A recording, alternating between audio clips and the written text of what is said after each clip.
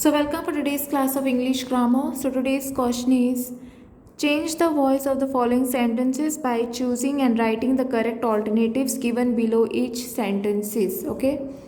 The question here is you have parked a car in the lane. So your option C is the correct option. Okay. You have parked a car in the lane. The car has been parked by you in the lane. Okay.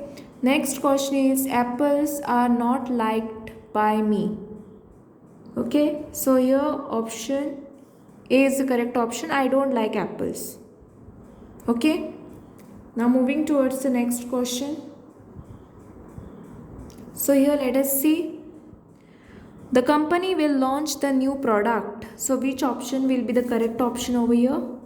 Option D. The new product will be launched by the company. Next question is a novel is being read by her. So here option C will be the correct option. She is reading a novel. Okay.